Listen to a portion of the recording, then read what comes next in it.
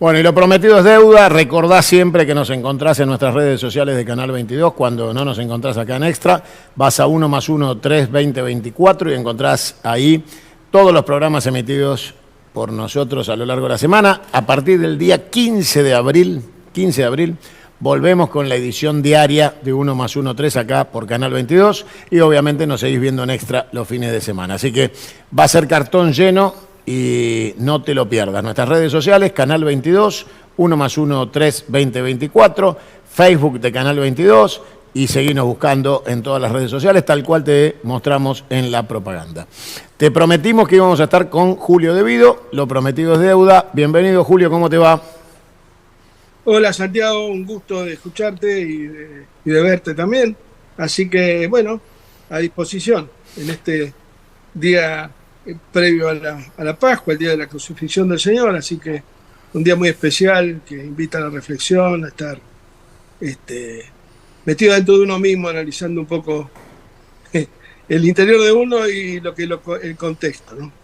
¿Vos crees que queda en esta Argentina tan devastada algún rasgo de cristiandad en lo que se considera la conducción de la Argentina, o sea, de aquellos que tienen que llevar adelante las políticas nacionales, tanto oficialismo como oposición, ¿no? O yo por lo menos noto una ausencia absoluta de valores morales y éticos de carácter religioso. Totalmente, totalmente. Inclusive el Estado, por la Constitución, debe sostener el culto católico y es la religión oficial del Estado argentino. Y hoy en la radio escuchaba cumbia y estas cosas. Creo que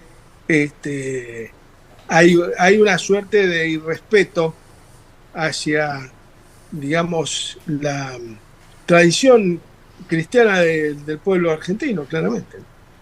En esa pérdida de valores y la subjetividad del orden natural y de las creencias de la doctrina social de la Iglesia, el peronismo tiene una confrontación doctrinaria con el neoliberalismo salvaje expresado por este gobierno criminal. Sin embargo, parece existir un pacto de convivencia claro porque por ahora los legisladores nacionales brillan por su ausencia, los intendentes y gobernadores terminan diciendo, bueno, hay que esperar la próxima elección. O sea, acá nadie parece tener apuro en salir a defender los intereses de la clase trabajadora, de los sectores que están siendo despedidos, perseguidos, la clase media aniquilada. ¿Dónde está eso de pensar en términos de la Argentina hacia el otro? Porque acá parece que todos aquellos que tienen algún privilegio consideran que hay que esperar mientras la gente desespera, ¿no? Mirá, en primer lugar, el famoso tema de que la patria es el otro, la Argentina es el otro, eso no es cierto. La Argentina es mucho más que el otro y más que uno mismo, más el otro. Creo que la Argentina, que la patria es algo, como su nombre lo indica, ¿no? Es lo que nos contiene paternalmente a todos. Y para los rusos la patria es la madre Rusia, como dicen ellos. Según la cultura histórica de los pueblos y las tradiciones, es el padre, la madre o la familia, más la tierra, más las riquezas naturales, más las potencialidades que tiene el país, pero fundamentalmente tiene que haber un amor y una pasión superadora en relación a las subjetividades, tanto sean las propias como la otredad, como se dice. Bueno, ahora están, viste, los temas de las empatías y las resiliencias y todo un montón de términos que ha ido inyectando el progresismo y algunos otros valores que no son propios de la nacionalidad y fundamentalmente no son propios de lo que valoriza realmente a la patria, a los valores y al acervo cultural de todos los argentinos. Creo que se incluyen dentro de la política para engañar a la gente valores religiosos como la esperanza, como la caridad, como la fe, que son valores netamente religiosos y que no debieran hacer al quehacer político. Y ahí está se desdibuja absolutamente lo que nuestros padres fundadores, que fundamentalmente fueron los caudillos generales, porque La primera junta fue el primer grito de soberanía y de autonomía en relación al Imperio Español, pero los que forjaron la nacionalidad fueron los caudillos. Y los caudillos, las montoneras, atacaban de alguna manera al liberalismo en el nombre de Dios siempre, ¿no? Era la Santa Federación, era religión o muerte, decía Facundo. Había un sentimiento que se ha perdido, se ha desdibujado, se ha deshilachado absolutamente, y bueno,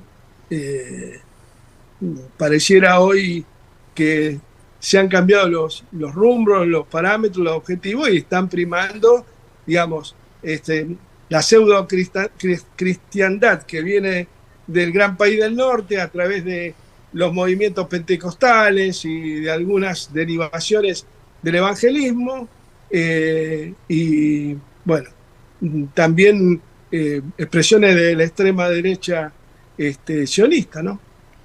Ahora, en este contexto de desvalores de la cristiandad, en lo que hemos caído, y obviamente la ausencia de concepto de valor religioso, algunos se olvidan que nuestro Señor Jesucristo dijo a Dios lo que es de Dios y al César lo que es del César, ¿no? Y dividió perfectamente lo que es la actividad política terrenal de la cuestión de fe, y claramente la política no es una cuestión de fe.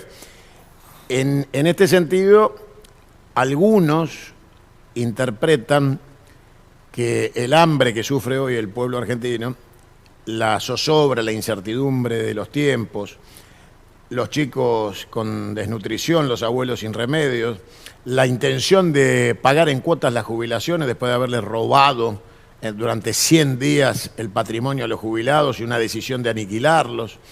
Digo, los valores religiosos están ausentes, pero el pragmatismo, casi te diría hasta demagógico, de representar la necesidad de los más humildes de la clase trabajadora también no les interesa.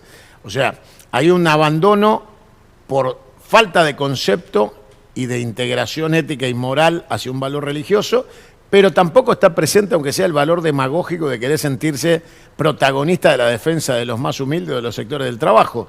Hay una clase de dirigentes cipaya y carnera que entrega a sus conducidos a la tortura social de no saber cómo encarar el día de mañana, o la zozobra de una madre jefa de familia de no saber qué le va a dar de comer al hijo mañana.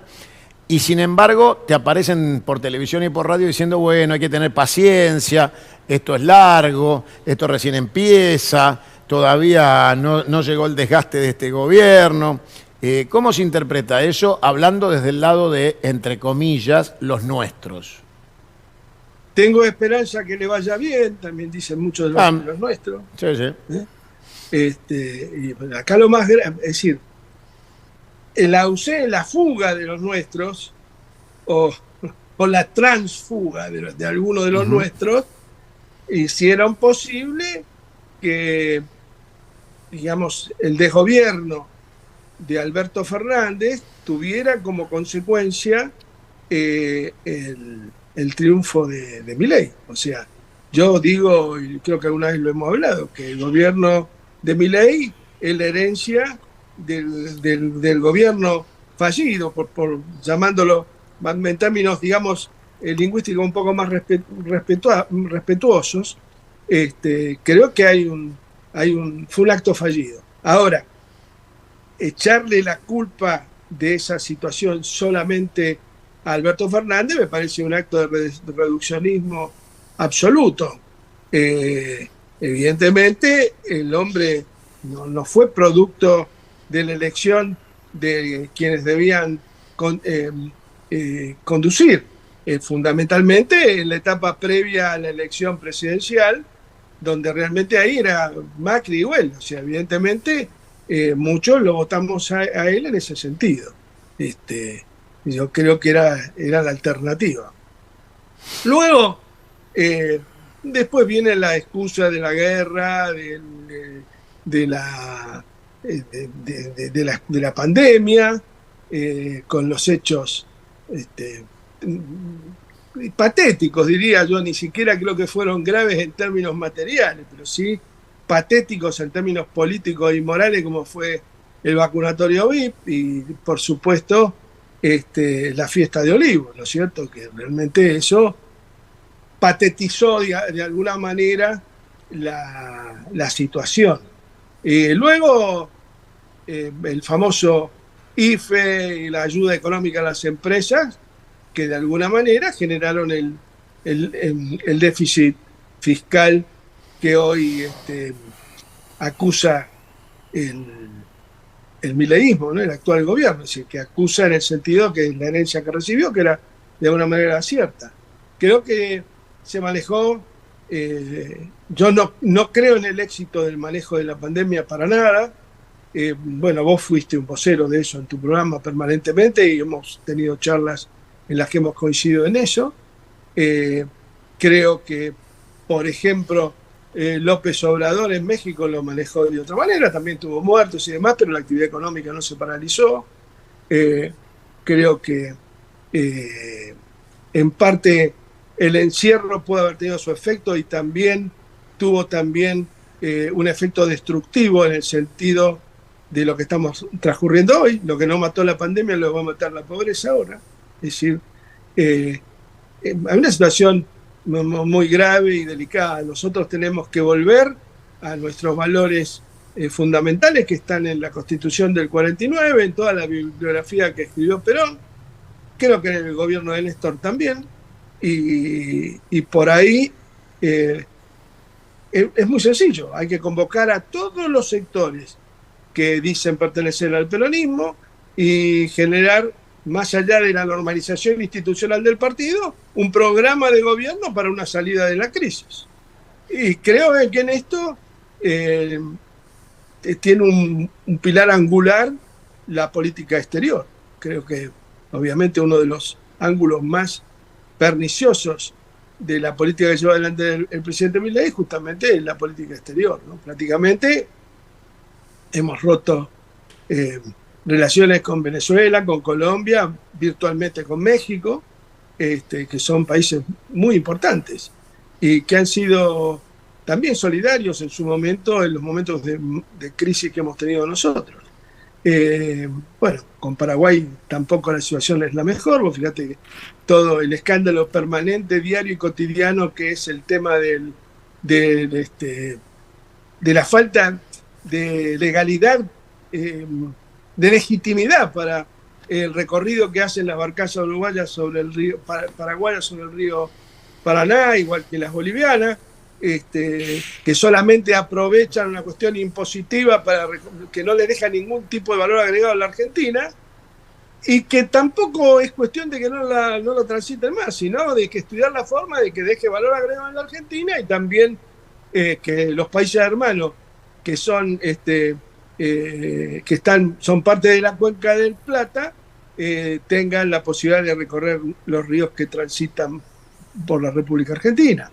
Creo que eso es muy grave y esa política de dependencia y de alineamiento mágico con la política del gobierno actual de Israel, no quiero hacer de esto un problema ni religioso ni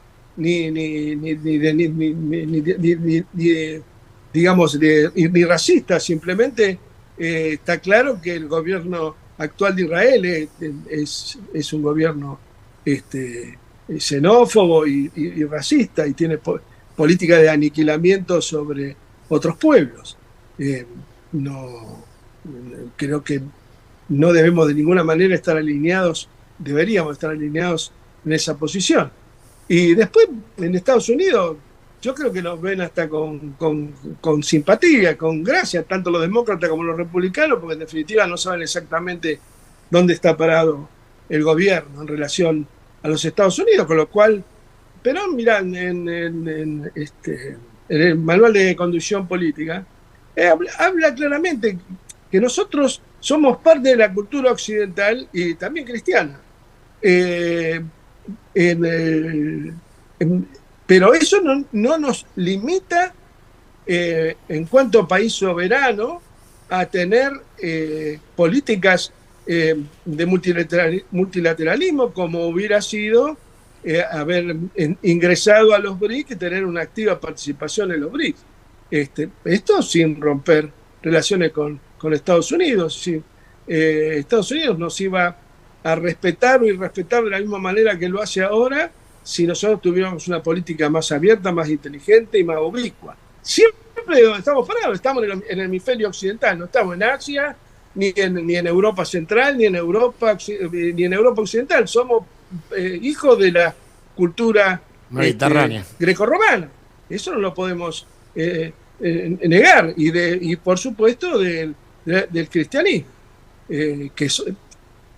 Esto sin hacer un análisis histórico hacia atrás de lo que fue la conquista y demás, que da lugar a un sinnúmero de situaciones horrorosas que no debieron haber pasado y que en algunos casos se hicieron en el nombre también del cristianismo.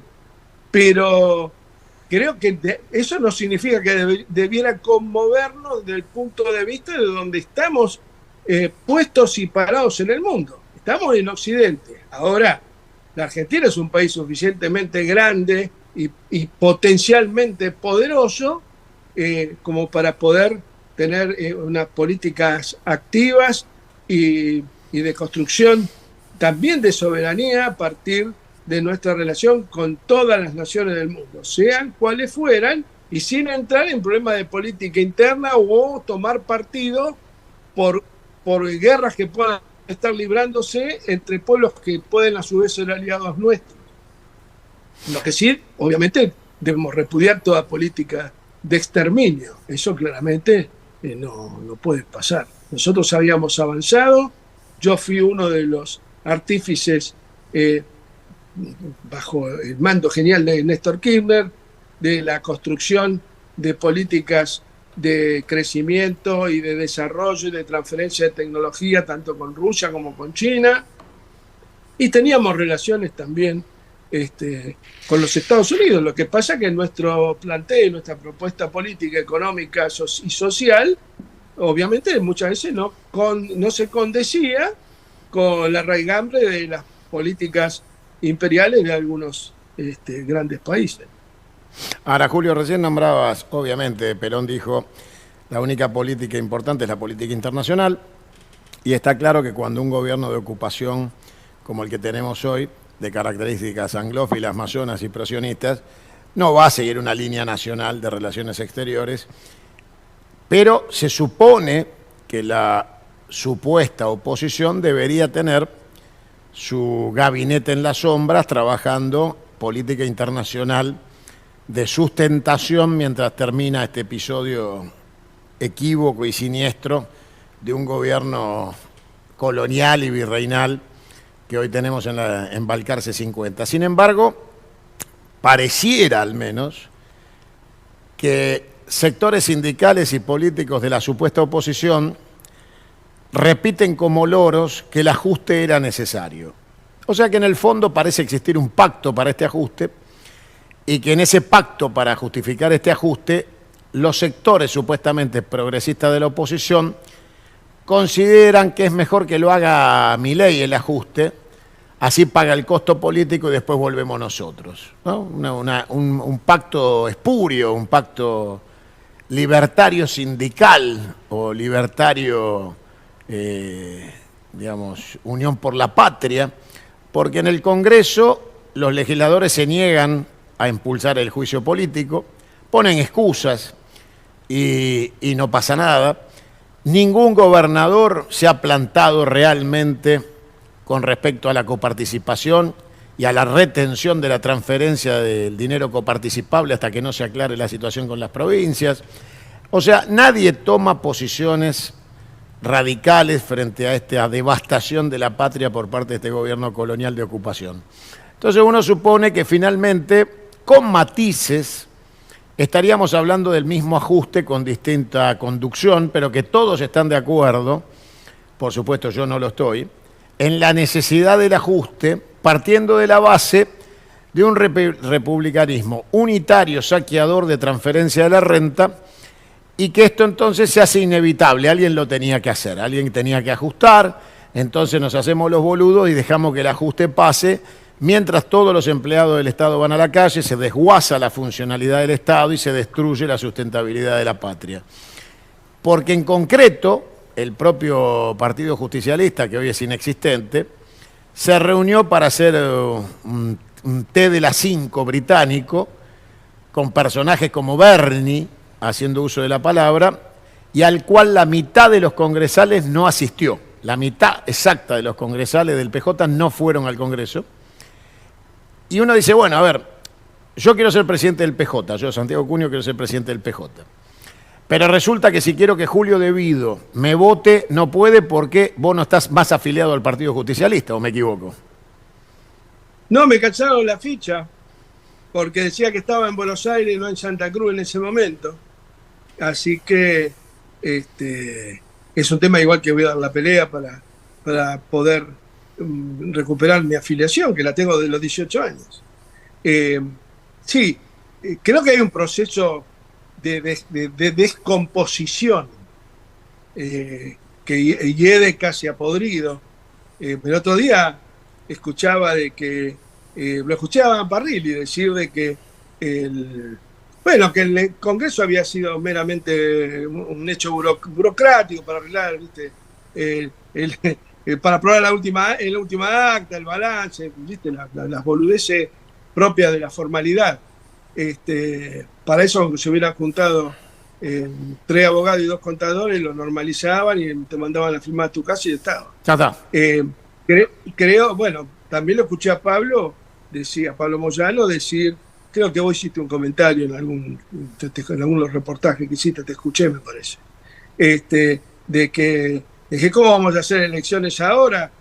No, claro, quedó en claro que lo que están esperando es llegar a abril del año que viene para volver a armar las listas de la misma manera. Exactamente. Se escuchan algunas voces aisladas, como puede ser Grey o lo demás, pero le falta encarnadura, falta cuerpo, no dejan de ser expresiones aisladas, sin potencialidad de construcción de poder político para imponer esa situación.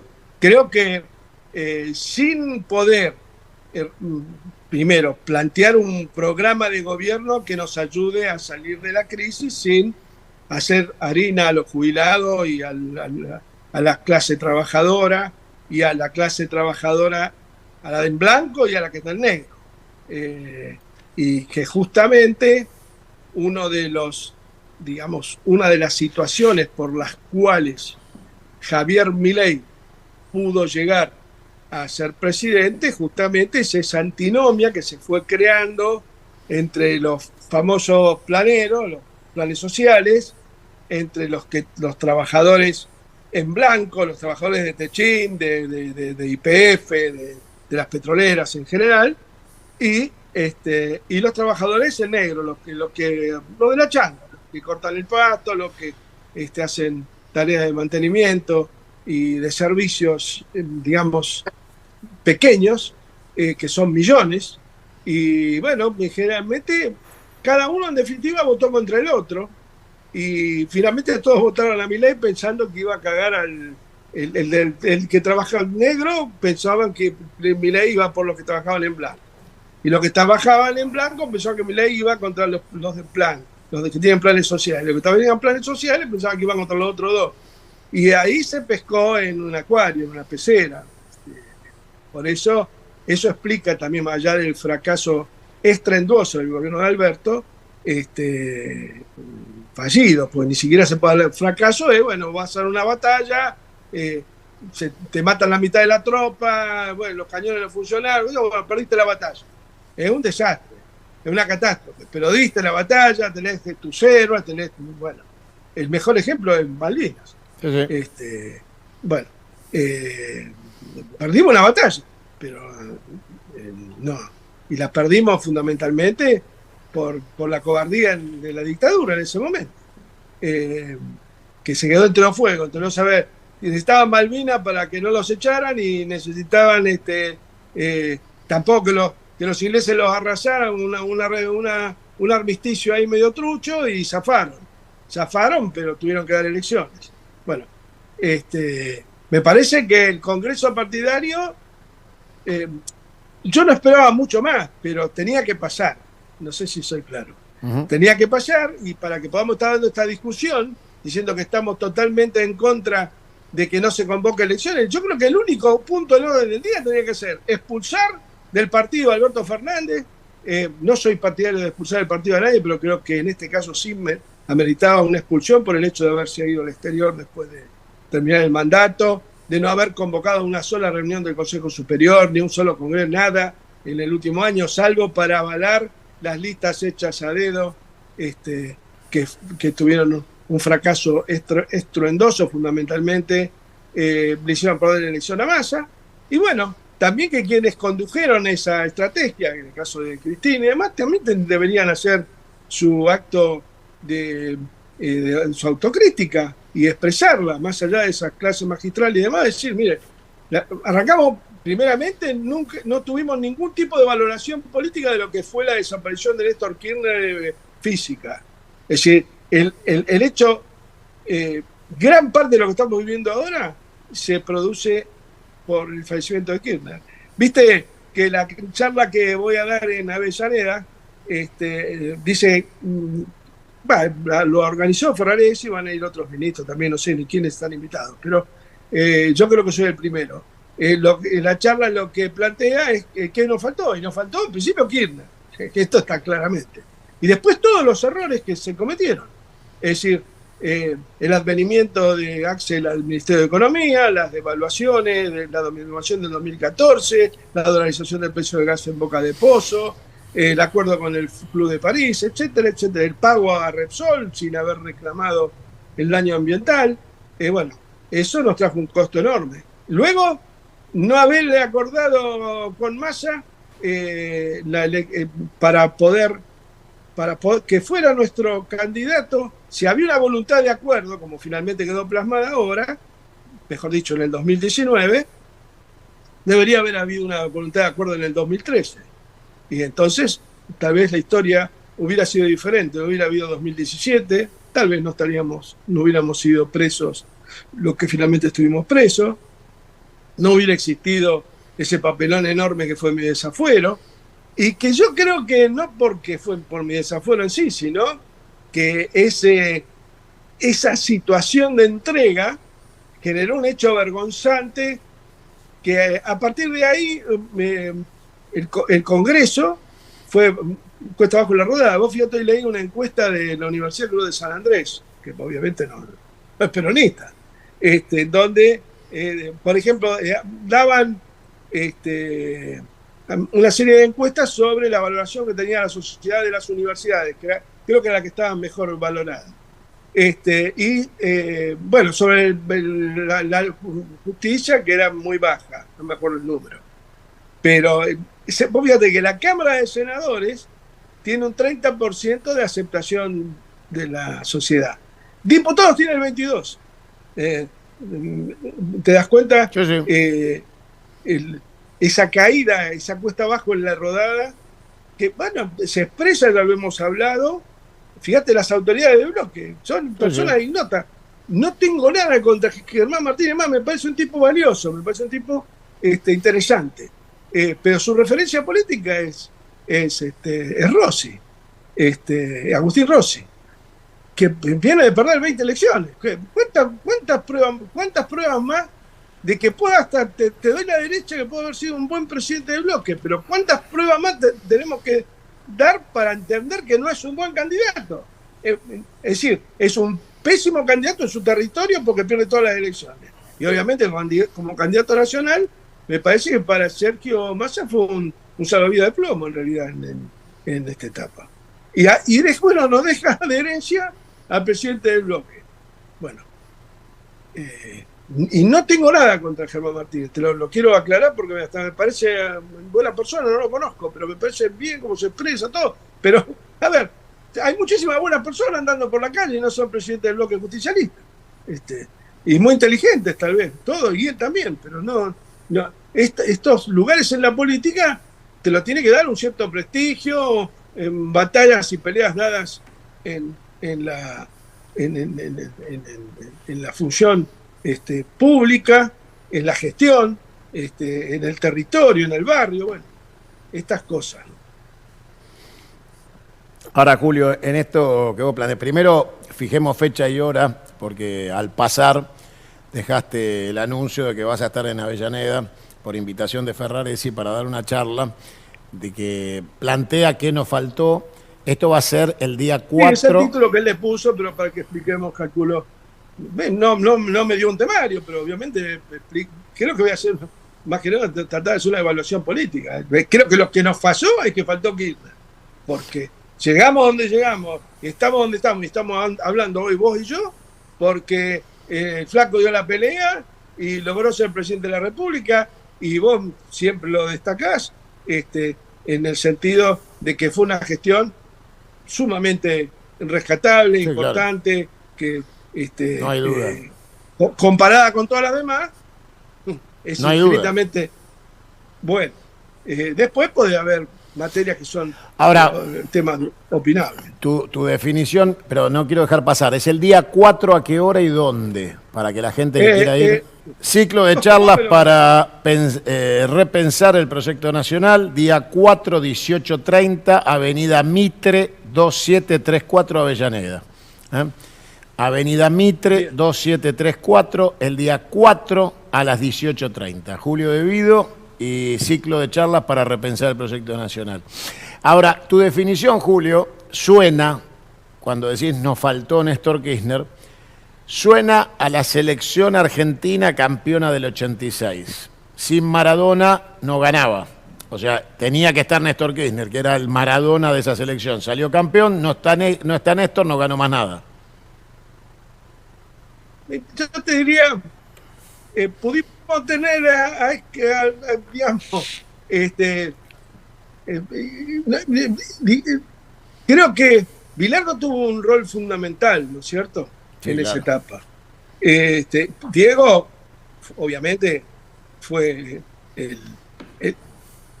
en lo fáctico el que ganó, porque los goles, la jugada, el partido con los ingleses, esas cosas no se planifican, Santi. Obvio. Esas cosas las hace solamente un tipo con talento. La magia. El último, podemos decir, no, digamos, creo que son contrafiguras por su estilo y por demás.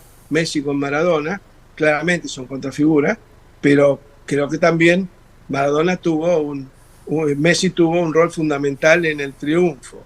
Y también creo que Scaloni fue un tipo importante. Fíjate, en Rusia teníamos un equipo bastante parecido, casi los mismos jugadores, pero claramente Gianpaoli tal vez no eligió los partidos, generó los conflictos dentro del grupo que también llevaron a esa, como el gobierno de Alberto, esa participación fallida. Creo que el Mundial de Rusia fue una participación fallida, y creo que todo producto de los caprichos del entrenador, que bueno, quería plantear las cosas de una manera, generó problemas internos. Bueno, ahora, lo que pasó después de la muerte de Néstor, nos empezamos a dividir, los históricos fuimos marginados, y cuando digo histórico no hablo de de meritocracia, no es ningún mérito, lo histórico es lo histórico nada más. Pero claramente no es que nosotros chapeábamos que éramos históricos, sino que los otros nos boleteaban porque éramos históricos, ¿no? Los nuevos que vinieron. En eso sí coincido con Guillermo, ¿no? Con Moreno, en el sentido de que el 2012 fue a partir de la recuperación de YPF hubo un crack. O sea, la recuperación es importantísima. Ahora, después, cómo se llevó adelante, yo estuve 90 días, en 90 días recuperamos 2 millones y pico de metros cúbicos de gas, hicimos un montón de cosas. Bueno, el día que yo le di la llave a Galuccio, vino con los mismos gerentes de Repsol que yo había echado. Claro. Volvieron por la misma puerta. Por la misma puerta, sí. Sí, casi se me cagaron de risa en la cara. A mí fue un hecho muy doloroso, ¿viste? Cuando vos te sentís realmente un pelotudo, ¿viste? Bueno, creo que hay un antes y un después de ese día, no me acuerdo la fecha, pero del 12 de abril, contá 90 días. Es lo que te da. Junio. Es lo que daba, del 2012. Y bueno, y después de ahí vino la devaluación de enero del 2014, bueno, el parate a las obras estratégicas, las complicaciones, la introducción de elementos disociadores en organismos que funcionaban perfectamente bien, en fin, bueno, ahí faltaban vos sabías, pusieron la tipa al frente de organismos que vos sabías muy bien conociendo a Néstor que no le duraban 15 minutos.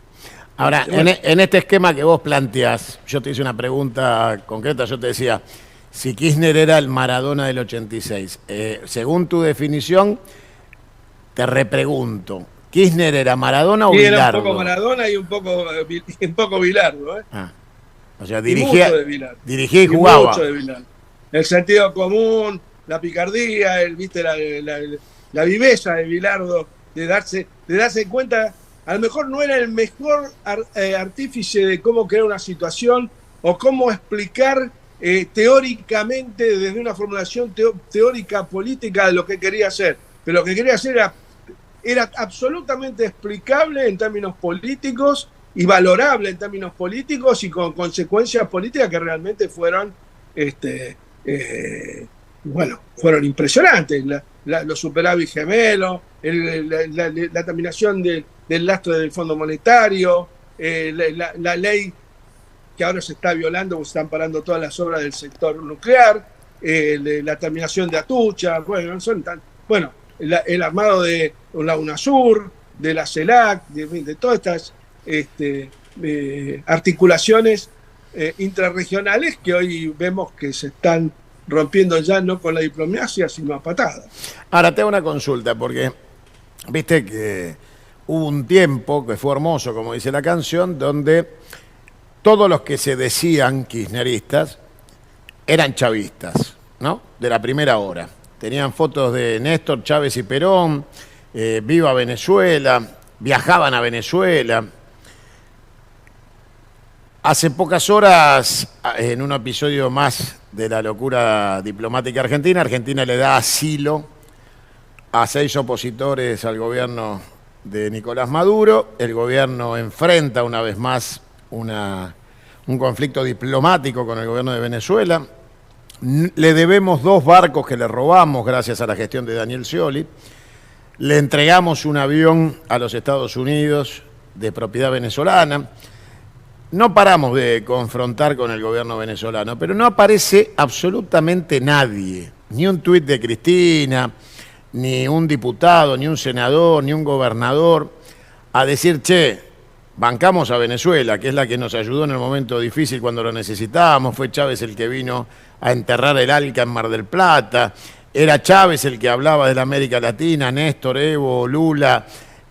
¿Dónde están todos los chavistas kirchneristas que hoy están desaparecidos cuando Venezuela está siendo atacada por el gobierno argentino de manera criminal?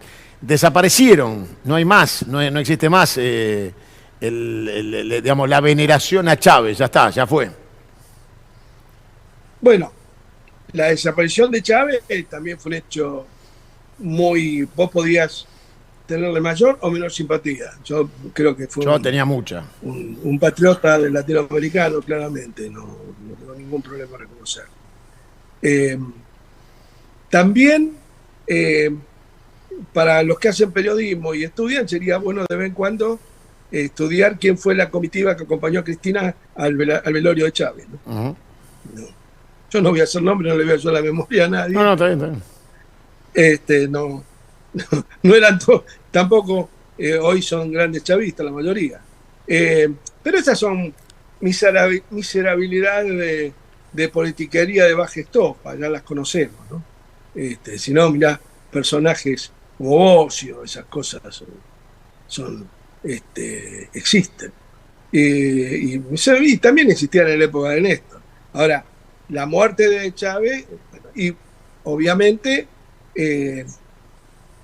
las virtudes y los defectos que puede haber tenido el gobierno de Maduro se toman como excusa y como razón, que si bueno, Maduro no es lo mismo, el progresismo más o menos corre por ese lado, que Maduro no es lo mismo, que bueno, que Chávez. Yo tampoco soy un experto en política interior venezolana, yo a partir del 2012, de la muerte de Chávez, prácticamente no viajé más a Venezuela, no tengo relación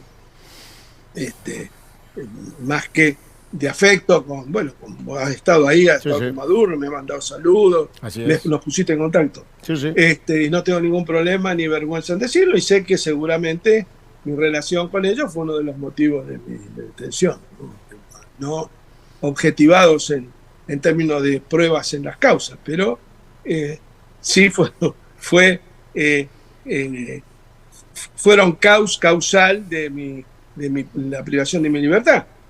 Bueno, no era fácil, muchos que hoy son adalides y parecen revolucionarios acá, también cuando había proyectos en común y se conjugaban, bueno, de hecho, el mejor ejemplo es el Eva Perón, que está ahí fondeado en el astillero Río Santiago, ¿no? Ahora, esto... No es que ahora le sacaron el culo a la jeringa del chavismo, sino que nunca hubo sinergia ahí, no era lo que ellos pensaban que debía ser un gobierno progresista, porque ellos eran progresistas. Yo no coincido con la valoración que hacen y el calificativo de marxistas sobre algunos de ellos, pues tampoco lo son. Claramente no comparto esa pelotudez de querer correrlos por ese lado. ¿No? Son progresistas. Y deberían tener un partido, y expresarse allí, ¿no? Venir a joder dentro del peronismo, en donde gentilmente muchos les abren la puerta y después nos parasitan los gobiernos, y cuando el gobierno fracasa parece que los culpables somos los que nos quedamos en casa y no los que eran funcionarios, ¿no? En ese esquema, la reconstrucción del peronismo, insisto con el ejemplo que te planteaba recién. Va a ser una tarea muy, muy, muy dura, muy difícil, y creo que más allá del funcionamiento defectuoso, nosotros no tenemos que bajar las banderas de que se llame elecciones, que haya elecciones internas en el partido, por supuesto, para designar autoridades partidarias y los integrantes de las listas de diputados y senadores en cada una de las provincias argentinas para la dirigencia peronista, de Tierra del Fuego a Jujuy, de Misiones a Mendoza. Ahora, en este esquema, yo tengo vocación de ser presidente del PJ, pero si el padrón no es nuevo, no podemos ir a elecciones. Comparto con vos, ya lo hemos hablado en privado, totalmente de acuerdo. Pero reafiliemos. De entrada, que haya un calendario electoral, amigo. Claro. y presionar para que haya un calendario electoral con padrones nuevos. Entre ellos, te habla alguien que fue perjudicado y que requeriría que haya un padrón nuevo para reafiliarme o hacer valer mi afiliación anterior. No voy a hacerlo un problema de... Pero fíjate, Julio, ¿qué democracia interna podemos esperar en una elección interna de un partido donde Julio De Vido está desafiliado? O sea, si a vos te toca estar desafiliado, ¿qué le espera al pobre gaucho peronista que vive en Quilmes, no? O sea... Pero por eso, pero de todas maneras, todas estas injusticias y estas nubarrones y tormentas que vemos en este camino que hemos emprendido, de ninguna manera deben amainar nuestra voluntad de que haya elecciones. Por supuesto, no. Libérrimas en el PJ para autoridades partidarias, y luego, pero tiene que haber el día 5 de julio del 2024, autoridades partidarias, elecciones a autoridades nacionales, y el 30 de noviembre elecciones para las listas cargo que van a ser candidatos el año que viene, para que empecemos el año con candidatos representativos de los territorios. Exactamente. Ahora, esto cuando vos lo hablás supuestamente con algún intendente, por ejemplo, te llama Ferraresi y te dice, Julio, vení a dar una charla, y vos le decís, está bien, pero vamos a elecciones, ¿qué te dice? No he hablado con Ferraresi del tema. Aparte me parece que es uno de los que, por lo que he leído en algunas cosas que comentó, que tiene esa vocación. Pero me mandó un WhatsApp diciéndome si estaba dispuesto a participar en la charla esta. Sí, sí. Sí. Pero maravilloso. No hay problema. No, es no. más, lo que voy a tratar de hablar con él previamente para que sea una charla conmigo exponiendo y él en la mesa, entre los dos hablando y explicando, Claro. y para que sea más fructífera. Y Él que ya las preguntas y demás, que por parte de él y después por algunos compañeros, pero para darle un mayor sentido. Vos sabés que a mí el rol de disertante me rompe tremendamente la bola. Lo tengo claro. Ahora, el esquema de los tiempos, Julio, porque obviamente la normalización de un instrumento electoral tiene un plazo, nos va a llevar una tarea, pero el pueblo trabajador que alguna vez empoderó al movimiento peronista, no al partido, tiene urgencias inmediatas y no tiene tiempo de esperar que recompongamos el partido, que es un tema aparte, digamos que hay que hacerlo, pero Comparto. va en paralelo. Entonces, la pregunta es, ¿dónde están los dirigentes, los intendentes, los legisladores? Porque yo esperaba que esta Semana Santa... Están en el mismo lugar que estaban el día que me sacaron el desafuero a mí. Traicionando. Escondido bajo la banca. Traicionando, claro. Claro. Exactamente. Están cagados en las patas, Santi. Está bien. No, ni siquiera le podemos... Llama traidor. Una vez te dije lo que opinaba Perón de los traidores. Sí, sí. Que cuando Eva le reclamó, y con cierta razón, el fusilamiento de los que se lanzaron en el 51. ¿Cuánta razón tenía? Con Menéndez a la cabeza, y dijo, no, los traidores son otra cosa. Dice, el traidor era Judas, el traidor era el griego que entregó a los 300 cretenses valientes en el desfiladero de las Termópilas. Un hombre que nunca recuerdo, pero esos son traidores. Y dice, ¿qué sería del cristianismo? ¿Qué sería de lo que estamos conmemorando hoy? ¿Qué significado tendría la muerte de Cristo si Judas no lo hubiera traicionado? No digo que no sería trascendente, pero bueno, por algo están los 4 evangelios. Sí, claro. No era un boludo cualquiera, Judas, ¿no? No, claro. Y eso es lo que más duele. Hay una pintura de Caravaggio que muestra la cara de asco de Jesucristo cuando el otro lo besa y se lo entrega a los centuriones romanos. Bueno, ahora, Judas al menos se suicidó. Le falta mucho para figurar en el libro de historia este muchacho. No, estoy de acuerdo. Ahora, el escenario inmediato es de una profunda crisis que va mostrando claramente el divorcio entre la dirigencia sindical y sus representados, ¿no? Está claro que no hay ninguna empatía con la necesidad de la clase trabajadora. Luis Barrio Nuevo pidió un confederal para que renuncie Daer, anteayer, en Parque Norte,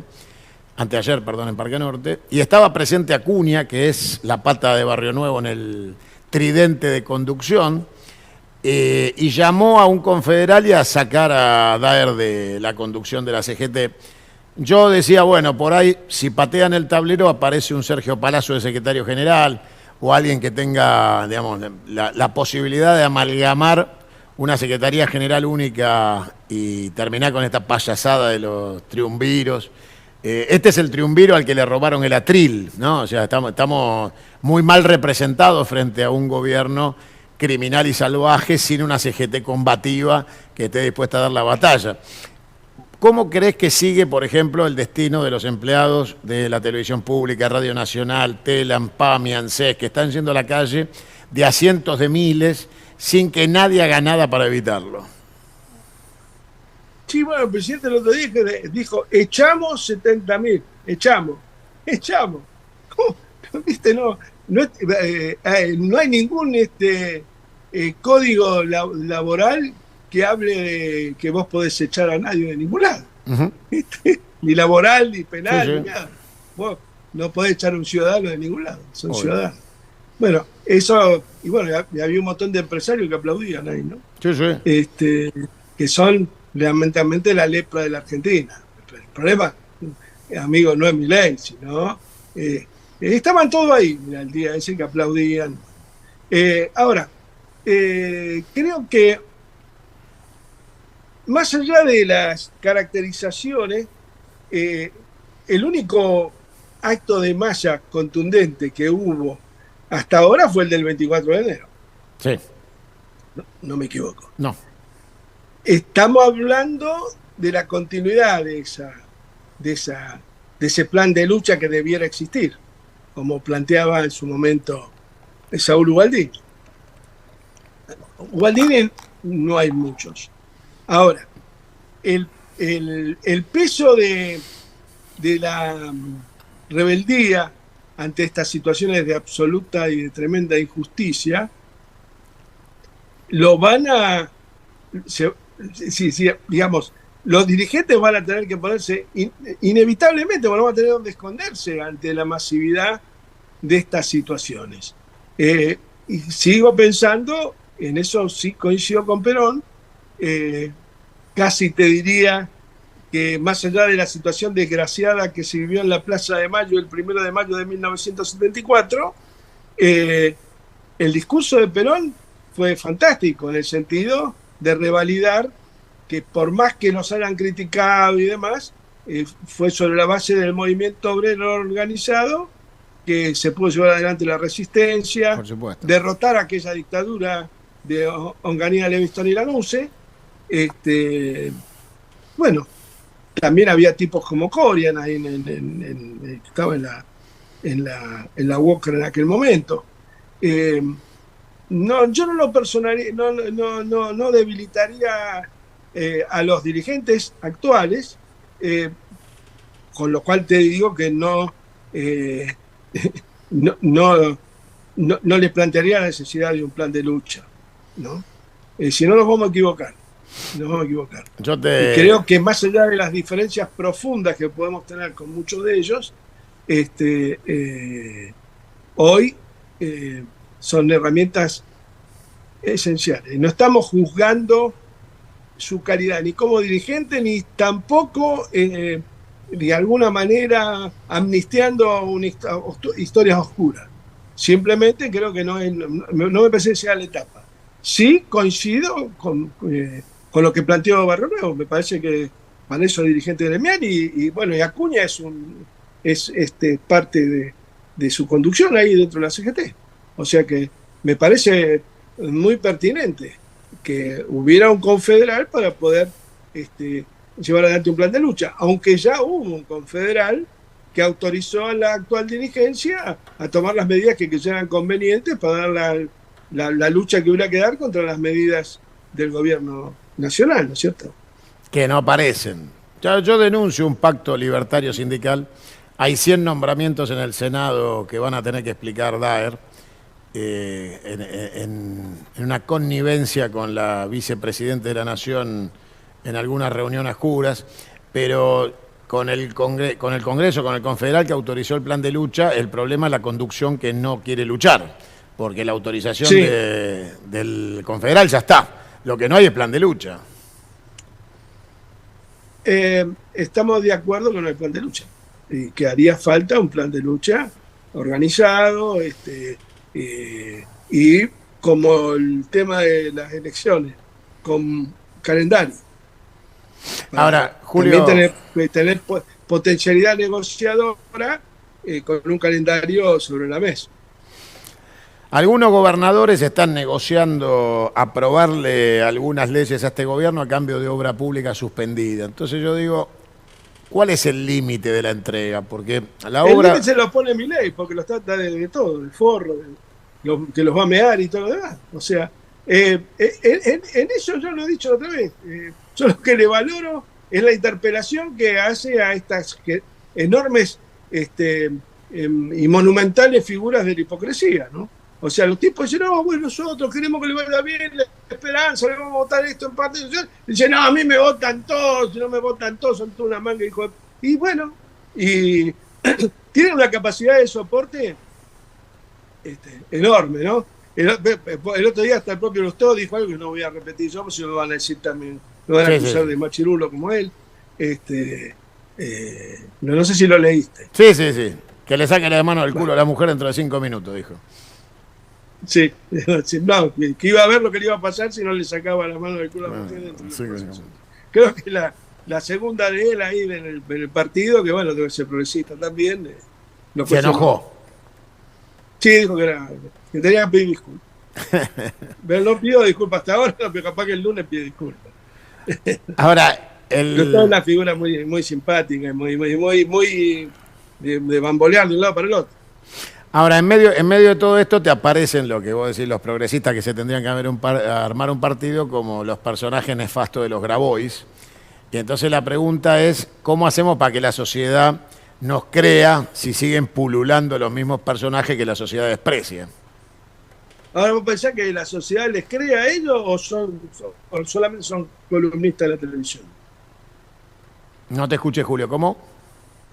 Si vos pensás que la sociedad les cree a ellos o que son solamente columnistas de la televisión. Ah, no, son columnistas de televisión. Por eso. Era eso, está claro. Yo, mira, ya lo puteé demasiado a Grabois, un tipo que cuando estábamos presos los compañeros nos trató de basura, de delincuente y de todo lo demás, así que eso lo marca, ¿no? Yo me parece que no es el momento ahora de estar marcando diferencias, pero no coincido en nada y tampoco creo que tenga la aureola que dicen algunos que dicen militar en la oposición. Y si lo medís no mide nada.